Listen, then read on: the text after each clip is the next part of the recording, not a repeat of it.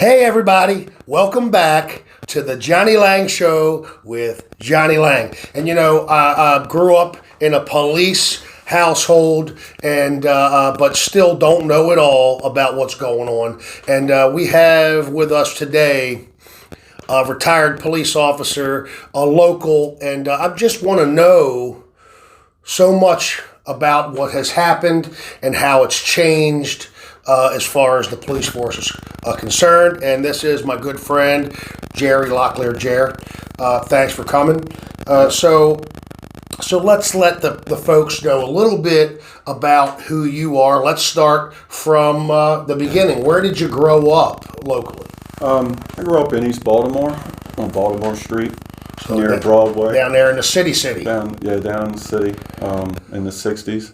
And lived on Jefferson and Bellinor for a couple of years, still on the east side, over by Patterson Park, just on the other end of Patterson Park, moving east a little more.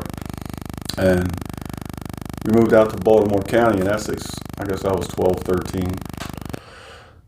And I went to school in Stemmers Run in Kenwood. And Okay, so you went to... before that, I mean, by the time I was in the 10th grade, I'd been to 10 schools. Moved around quite a bit. Yeah, we moved around quite a bit. Did any time before you went ahead and got your diploma, had you thought about the police department up until that point? No, I had quit school in 10th grade, and I went to night school and got a job working at a fast food place, going to night school at the same time. And school was all right. it just didn't interest me. Wasn't enough there to keep my attention, I think. Right. So I ended up going to night school and went in the military right after I got my high school diploma. And we found out recently that we're both tankers. Yeah, we were both tankers. Former tankers. Yeah. So you went ahead and in 1979, you went ahead and joined the military. Now, what was the reasoning at that time? And I know, when I did, I know what the reasoning was. But you finished school just to get away from home and get away from, the neighborhood and, try new stuff. Try something. See what the world's like. It's a big world. I just wanted to go see what was. And you did. and then you came home, and you didn't immediately join the police department. No, I spent the year in South Korea, my first tour, and I was in South Korea. They call it a hardship tour for a reason, and that's because it's a hardship. Why is that? You spend 8 months of the 12 months in the field. Wow. And you know what I mean by the field is. Yes. You're on tank gunnery for 6 weeks. You come back for 2 weeks. You clean up your equipment. You go back out again for 4 weeks. It was just a constant grind. Then I was in Oklahoma for a couple years, and then I, got married and had some kids, and I got out of the military. My wife didn't like the military because I was gone all the time. Right. So I came home and kicked around, did a couple security jobs, and it just wasn't cutting it. Now, I was in the reserves at the same time, right? Because that was like a little extra money. Well, what pushed you to say, you know what, I'm going to go ahead and join the Baltimore City Police Department? Well, it's kind of funny. I was working at Hopkins Hospital. I was in security there, and I'm seeing I was in the emergency room a lot of times, and they always had an officer in there working overtime because people come in here acting crazy. And these guys would be like, "Hey, why don't you join the police department? Why don't you join the police department?" And then a friend of mine that I grew up with in Essex, he had joined the year before I did, and I ran into him, and he says, "Man, why don't you join the police department?" He says, "Blah blah," he's telling me how great it is. So, yeah. So I said, "Okay." So I did. I joined the police department, and you served 25 years. Yeah, 25 years, and I had some naysayers and some naysayers. Yeah, I had my class advisor had told me at one point I wasn't going to make it 5 years, and he ended up becoming commissioner, And every time I saw that man, I reminded him how many years I had on. Nice to have friends in high places. Yes, he was a good man. He was a good man. So, now the police department, back when you joined in 1987 in Baltimore City, and was a lot different. By the time I retired, oh yeah, completely different. So give me a little bit of an idea of how it was when you first joined the police department, as far as not only your duties and what you were allowed to do and not allowed to do, but also how were the people back, In when I graduated the academy, my first assignment was in the Central District. I was working on the block. And it's mainly business down there. You don't deal with a lot of community stuff. It's, my car got broke into. Somebody stripper got slapped around. Well, maybe, yeah. But they handled that themselves most of the time. You might have had, somebody's purse got snatched, bank robberies. It's crimes. Things are different depending on where you work. Did you have? No, I'm asking this, and I'm sure I know what the answer is. But did you have a lot of problems with the strip clubs and the strippers and anything that was going on? Surprisingly, no. No, that wasn't any. Not anything that I could deal with. There were undercover officers that worked for soliciting and prostitution and drugs. I just was keep people from drinking on the street. So maybe some fights on the street, breaking them up, stuff like that. You weren't. But now you had to be going in and out of the strip clubs. I had to check. You have to. Yeah. that's just part of the thing. You got to check. It's called a business check. And how long did you work down just there? like I walked into the banks when I was on day shift. You went into the banks and let people see that you're around. Right. So there's nobody thinking about doing. Well, people still do it. They did it anyway, right? So, and you were in Central District for how long? I spent about 14, 15 months there. Now, was there any violent crimes or anything besides just the brawls, or did you come into contact with any anything like that? Sometimes you would. There's parts of Pennsylvania Avenue, Murphy Homes, and other areas going north and west around Central District. Central District is pretty large. They have some areas there where residences are. It's just not all downtown. And you would get loaned out occasionally. So, sporadically you would get to work the neighborhood environments opposed to being in just strictly the business environment.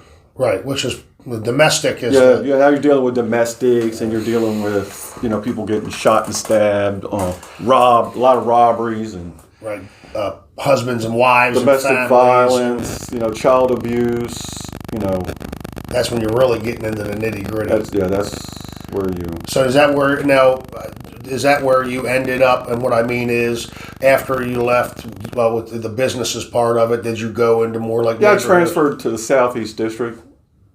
To I don't know, you know where Bayview Hospital is? Absolutely, yeah. Yeah, there's a police district and a firehouse right next to each other right there, and that's where you were. Worked that district, and I was down at Lafayette Courts.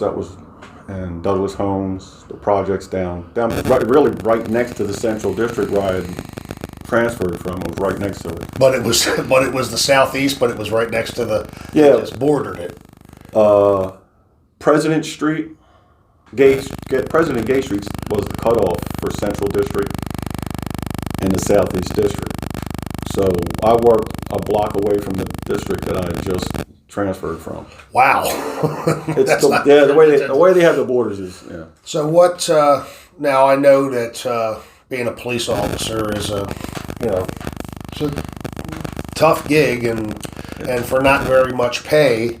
And I know they're getting paid a couple more dollars. When I got hired in 1987, I was making $15,500 a year. As a police officer? As a police officer. Wow. And you're out there, who knows what? Yeah. So now, what are the kind of things that stressed you the most? I mean, I know that you when you're out there in the field doing your thing, you get called on who knows What kind of calls? That radio that you carry, it either makes your day or breaks your day. You know what I mean? Right. And you just get calls. Everything could be different. You could, I could go to work depending on what shift I'm on. I can go to work at 8 o'clock, be there. Got to be there at 7:30 in the morning to start at 8. And my first call could be a DOA. I mean, a domestic. You just don't know. Every day it's different. So DOA, somebody that's died in their home, or the body that was found. You have to go. You have to go and call a medic and secure the scene. Yes, secure the scene. Try to find out who they are. If there's no one in the house, most of the time they were somebody that was ill. Somebody was already there. They know that they had they might have had some terminal disease or right pre-existing conditions. Fell over. They died from a heart attack in their sleep. I mean, and then occasionally you get the ones where it's a skeleton in a vacant house. And you don't know. Nobody knows. You know what I mean? You just go in and they're there. Just go in. Yeah. Now the ones that are the ones that keeled over from heart attacks or disease or old age. I mean, I'm sure sometimes you don't get to see them for a couple of days or more. They're sitting in there. Oh yeah. You know what I mean? And so, how does that affect? I mean, let me ask you, how does it affect you as a police officer, and then how does it affect you as a person? The kind of things that you have to see and deal with. You have to learn to compartmentalize things doing that job. And what I mean by that is, I can't come home and tell my wife, I saw another dead body today. I saw a kid got beat half to death by her father, or 6 people got shot and brains were on the wall. I couldn't just come home and tell my wife those things. That's something I can't talk to her about.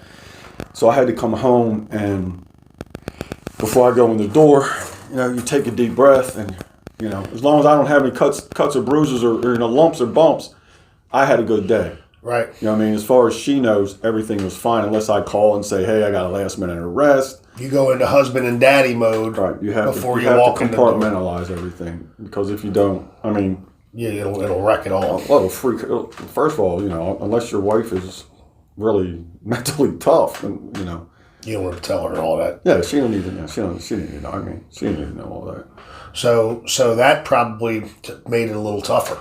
Because, it sounds like you were kind of, as a... I was protecting her, right? In a way. But you were isolating yourself. She's already worried enough. Right, yes. There's times I come home with stitches and knots and, and bruises and lumps. And she was, I had to get that. Well, I got in a scuffle. Right. You know what I mean? I didn't tell her.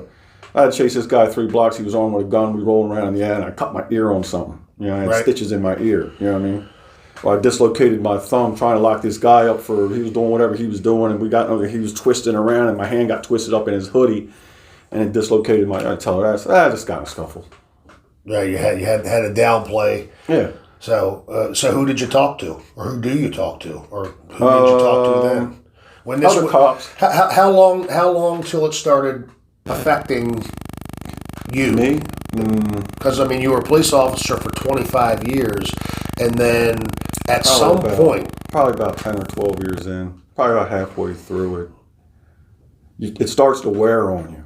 You know what I mean? Depending on where you're working and what you're seeing on a daily basis. I mean, if you're working a Golden Ring Mall area, you know what I mean, White Marsh area, little less a lot problem. less problem. But when you're working certain neighborhoods and you're in areas where, there's a lot of drugs being sold, there's robberies, there's murders, and you're seeing this day after day after. I'm talking. Look, what kind of people used to ask me, "Hey, what do you do for a living?" People I would meet, I'd say, "I see dead people." I see, right there, yeah. And they're like, "You work at a funeral home?" I'm like, "Almost." Almost, right? The police, the supplier of the right. Not the police. I'm the person that sees them before they see them. Right. You know what I mean? Yeah, that's. So you can only walk up and see so many dead people. But after that point comes where you're like, oh. So then you have to keep doing it. Yeah. Well, so what do? What's your outlet? What's the thing that kind of put you at ease a little bit. Well, I didn't. The department does have things available for you, but you're not really told what to look for in yourself in order to take advantage of what they're offering.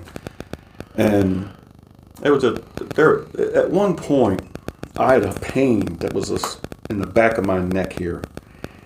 And I don't know if you can imagine me, I was almost 200 pounds, I had a big fat neck.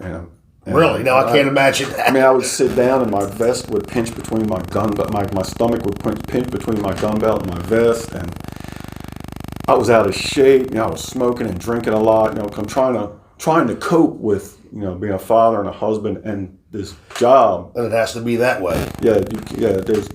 I can't come home from work and say, guess what happened at the office today? The printer broke down again. Yeah. And then she's going to go like, oh my God, honey, are you all right? Printer broke down in this case is somebody got shot or something like that. Yeah, a lot of people got shot. Yeah. Car accidents, domestic violence. You're just seeing this day. I like to tell people, it's almost like combat fatigue. Although you're not getting shot at all the time and you're not shooting at people, but you're seeing this stuff day after day, every day.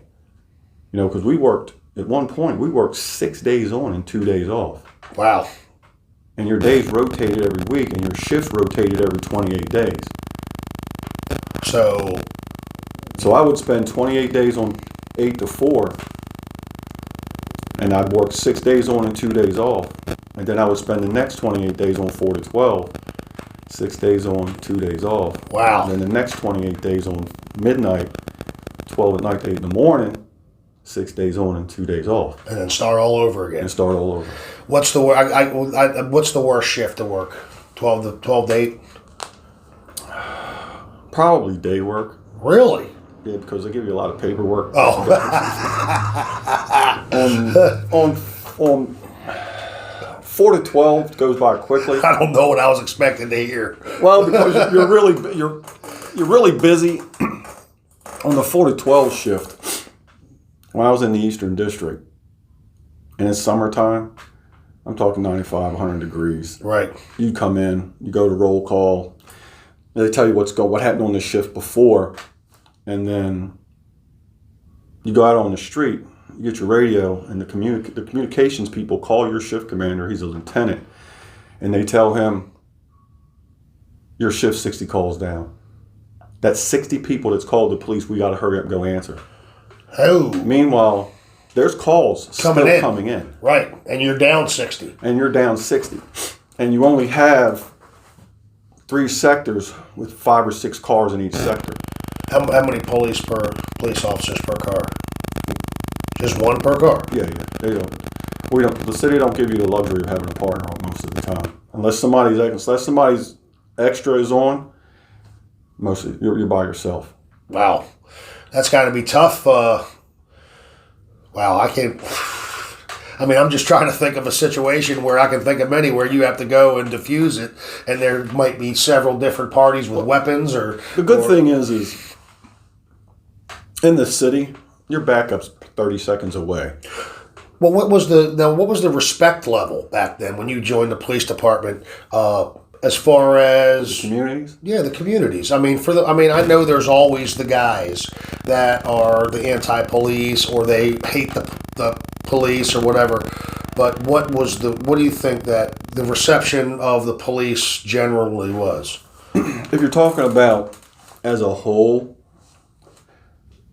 depends on the neighborhood. You know what I mean? If you're talking about Roland Park, yes, officer, how you doing, officer, blah, blah, blah, blah. You're talking about another neighborhood, whatever, man. Right. You know what I mean? Now, as an individual, you got to remember, in a lot of communities, you might have 3 or 4 cops that work that community in a 24-hour period. So the guy that showed up on midnight shift for something that happened at someone's home might not necessarily be the same guy that comes back the next time. Right. You know what I mean? Because it might be a different shift. It's going to be a different day. A lot of times people judged you on how you treated them. So if you were an a-hole to them, you were an a-hole from then on. Right. I tried to you have to be, depending on what the situation is, I always try to be fair with people. You know what I mean? Sometimes you don't have a choice. You just gotta lock people up. Right. You know what I mean? There's no way around it. You know what I mean? But most of the time, if you're cool with people and you're showing them a certain amount of respect, right, you can't go too far with the niceness because kindness is a weakness. Right. People will take advantage of that. Right. People always will. But if you show them a certain level of respect, that you're really trying to help them do something for them, no matter whether they're the baddest guy in the neighborhood or not, you're going to get a little bit of respect from him. Because now you got to earn your street cred. You know what I mean? Your street credibility. Right. You know what I mean? As a police officer. Yeah, because the rules in the neighborhoods that apply to them guys, they're going to apply those same rules that they for themselves to you. So you can get out of your car acting like Billy Badass if you want, calling people names and shoving people around. It's not going to get you anywhere. Right. Because that guy that you gave a break to today might be a guy to help you out tomorrow. Right. You know what I mean? The guy that you showed a little bit of respect to and helped them, say, hey, look, I can give you a break today. I can't vouch for that tomorrow. Every day's a different day. Right. That's another thing that I feel is that the police don't have the same powers to help the community that they did before. And what I mean is everything is on body cam now, and I get that that's for the protection of, right, but now there's no way to give breaks. Maybe, if you pull somebody over for speeding, as soon as you get out of the car, well, your body cam's on. I know what you're saying, but so the turning point, as far as what you're alluding to, was cell phones. Right. The minute cell phones became cameras and recording devices, I don't know about you, but you always see those videos where there's some cop beating up somebody, but they edited out the part where they just spit on you. Or came at you with a knife or something. Right, they had a knife, or they threw something at you. You know what I mean? My thing was, we can keep it officer citizen, but if you're going to try to hurt me, you've made it personal. Right. You know what I mean? And right. I wasn't trying to go that way with you, but there's people out here, they want to get away. Right. They know this was their last. The judge told them last time, you're doing 10 years to get caught up in something else again. So they're going to do whatever to get away. Well, I don't know that. Right. I don't know them. You know what I mean? So when they come at you, you got to do what you got to do. You got to do what you have to do. You know what I mean? A lot of times, I wasn't there to hurt people. You know what I mean? No, of course You're not. there to help people. Right. That's your job. Right. But sometimes a lot of people don't feel that way, but growing up in a family, my father's a police officer, so many police officers in my family and firemen and everything, I know the truth, at least the truth that I know that the police are there, and I know there's always that one or two bad apples, but in my experience of my whole life, that's policemen are there to help the community, because they ain't getting paid shit. I mean, God almighty. The thing is, though, you have to, just like anything else, just like when you meet someone new, you have to earn that person's trust. You know what I mean? Like, you invited me to your home, I've earned your trust in some way. Other than that, we would just be acquaintances. Right. You know what I mean? So to earn people's trust, you have to be honest with them. That's what it's all about. Right. Let them know you're there to help them. But also tell them, this guy locked up today for selling drugs, I might end up at one of his baby mother's houses, or at his another relative's house, and he happens to be there, and I might have to lock one of his relatives up. Right. You know what I mean? Or I might have, he's a suspect today. He'll be a victim tomorrow. Today I locked him up for drugs. Tomorrow I locked him up because he got shot. Right. I mean, tomorrow, the next day I got to do what I got to do because he got shot. Now I got to call an ambulance. I got to get the crime lab. He's not going to tell me anything, but because that's the way it works. But I still got to do my job regardless of who he is or who they are. Right. You know what I mean? That's what people do. I mean, people are who they are. you're not going to change most people Right. unless they want to change. Well, now, how do you feel about the relationship? And you haven't been retired that long. That's 8 years. So how do you feel like the relationship between police officers and citizens have changed in that period of time? Like I said, it depends on the neighborhoods. You know what I mean? If you're asking me... Do you feel like... Okay, let me rephrase the question. Do you feel like there's more or less trust in the police department today than there was, let's say, 20 years ago? Oh, definitely less. I mean, it's sometimes it almost seems like it's a campaign against the police department. Yeah. So that to me is a sign of the times. How things, that now being a police officer isn't. It's not as respected as I feel like as it was when now. Because the people doing the Monday morning quarterbacking wouldn't do that job themselves. Right. I mean, They wouldn't put their. I mean. Now there are there are bad ones, and we've seen some. But I would say, in my experience, the vast majority are guys just trying to do their job, trying to help the community. 99.9% of the people that are doing that job are just trying to do their job. Right. But here's the thing. There's so many rules and regulations, Johnny. There's so many factors involving. I get to a house, I get a call, it's for investigate the trouble. That could be anything. That's what they send you, investigate the trouble? If they're not sure what it is, someone calls and they hear screaming and yelling in the background, all of a sudden the phone cuts off, they know where the call came from. If it's a cell phone, they know exactly where that phone was at. Because it pings. Right. That's the way the system works. You get there, investigate the trouble. Whatever it may be. Depending on what's going on, I pull up to that house, I get out, and you can hear screaming and yelling from the outside. I don't have to knock on the door. You can go in at that point. I can just walk in because of what I'm hearing and stuff. You know, being a police officer, a lot of it's to be a good and be effective. It takes time. They don't teach everything you know in the academy. It takes the experience of being a seasoned police officer. Repetition, doing things over and over. And do you make mistakes? Yeah. And the mistakes that cops make can be deadly. Yeah. It's for you or someone else involved. Yeah. So you learn to listen. You learn to look. You learn to smell. You learn to look around, to take your environment in. So, you get a call for investigate the trouble. You get there, there's people screaming and yelling. I walked in the house, and the people are fighting or whatever, and, they don't even know I'm there. I'm just standing there looking at them. And they're just keeping on rolling. They're rolling around on the floor, kicking and fighting punches. Come to find out it was all over a card game. Now, did you arrest them at that point? No. You just said, come on, Hey, guys. everybody all right? Then they look at me and go, oh my God, it's the police. You've been there 20 minutes. Yeah, oh my God, it's the police. I've been standing there 2 minutes.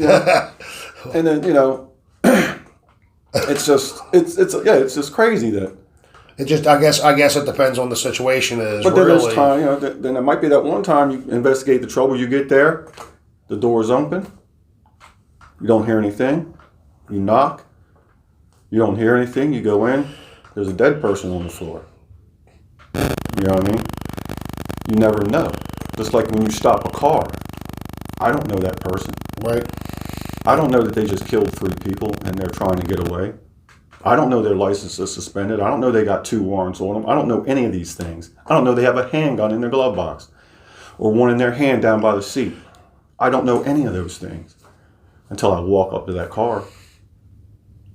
That's a scary thought. Yeah.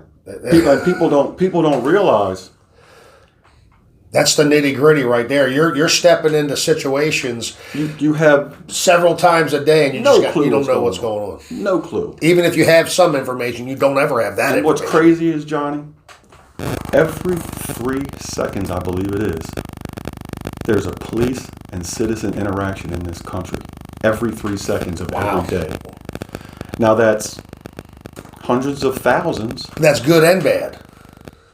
Well, let me finish. Okay. That's hundreds of thousands of interactions a day. Yeah. And less than 0.5% of those are negative reactions. Wow. So That's some pretty good numbers for the police. that's what it was when I retired. I don't know what it is now. Right. It may be less, it may be more. I don't know. But it's still, no matter what, it's not a very big percentage. Every 3 seconds, there's a car accident. Someone's getting pulled over. Someone's getting arrested. Someone's called the police. Domestic violence. Every 3 seconds, right? Since we've been doing this interview for how long? 20, 25 minutes maybe? Right. Jeez, it was. Every 3 seconds. How many hundreds of times is that already? That there's been a police and citizen interaction. It's a tough job. Now that you're retired, are there any? Are you feeling any adverse effects as far as? Well, I had on the police department. If you're involved in what they call use of forces, where you have to defend yourself or defend someone else against some type of aggression, if you have 3 of those in 6 months, you have to go to the psychiatrist. I think they want to make sure you're not enjoying that stuff. Right. You know what I mean? I don't know. Maybe somebody would. I never did, because most of the time it's they call them oh shit moments. Where all of a sudden you're like, oh shit, and all hell just broke loose. Right. And you know what I mean? Like I said, you don't know what's going on. You're walking into these things blind. You don't know that you got a call for a robbery at a corner store and someone just stole a tasty cake. Well, a robbery and a theft, a shoplifting are completely different things. Right. So you're going there for a robbery, which usually involves armed people, somebody with a gun. So you're hyped up for that gun. You get there, okay, you get there, and some 8-year-old kid snatched a taste cake and ran out the door. And you got to explain to the store owner, you weren't robbed. Right. That's shoplifting. Right. Just say someone took a tasty cake. Don't Right. say I got robbed. Got you pumped and ready to go. Get ready to call SWAT. That's part of the problem. Right. But after you've been involved in these violent situations, you got to go to psychiatrists and they give you some tests and make sure you're not enjoying that crap and it's not affecting you in any adverse ways. But you do get I got diagnosed with PTSD and OCD, and I got so many letters behind my name. I should be some kind of scientist or something. Right, doctor.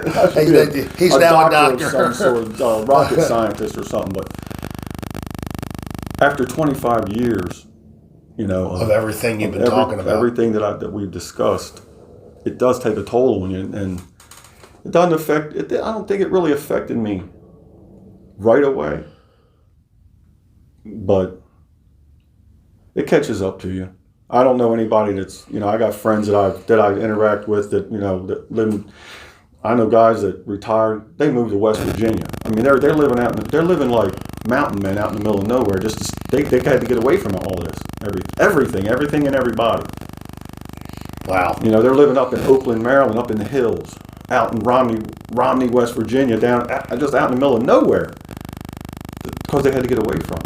Because of all the years of the killings and the Yeah. I mean, even just what you were saying about walking up to a car for a ticket, all of those things that you mentioned going through your head at that time, have to stress the heck out of a police officer, because you have to be prepared for whatever may or may not happen. I mean, you don't know. So has it? You're going into people's homes. You don't know. Right. You don't know who and what is about to. Because that radio tells you one thing doesn't mean exactly that's what happened there. Now you're retired. You work for Baltimore County. Yeah. With the schools. You're a school bus driver. Yeah. So how has that affected you after Like, are you still Well, I got a big yellow bus and it has lights on it, right? and I have a speaker, Yeah, and they just put radios in it. yeah. All I need now is a siren, and I can get them kids home twice as fast. Twice as fast. Because I can get all the traffic out of the way.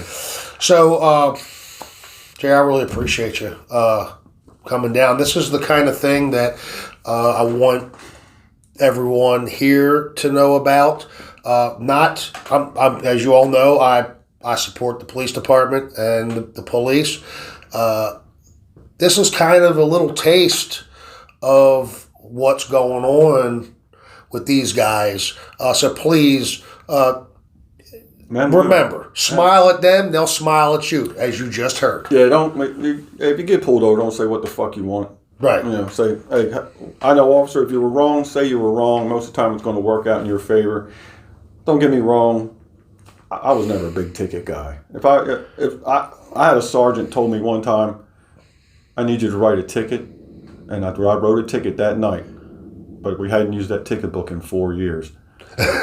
So Wow. The person who I issued that ticket to didn't have to worry about it. I didn't know we hadn't used that ticket book in 4 years because Well, you were a patrolman. You were. I was too busy doing other things. Right. But to that point, Right. whether it be a ticket or, like you I said, pulled people walking. over, and it was people I knew. They were coming from ball games. They were like, hey, Jer, how do I get out of here? They directed us up this road. We don't know where we're at. And then you said, first of all, here's this ticket. No. If I wrote you a ticket, you really did. You must have smashed into something. Right. That was the only time I wrote tickets, is when I had no way around them. Right. Because that's all. That costs people money. That's all that paperwork too, by the way. People money, man. Yeah, It it hurts your does. insurance and everything. Yeah. People have enough stuff going on. Unless you really screwed it up. Yeah. So I appreciate you, Jared. Thank you very much for stopping in. Remember, everybody, love the police. And if you see a police officer, thank him for his service, because these guys, as you see, are busting their humps every day for us. And we have to show them a little appreciation. I appreciate you guys very much. Make sure you subscribe to The Real Johnny Laing, if you like. And we'll see you next time on The Johnny Laing Show with Johnny Laing.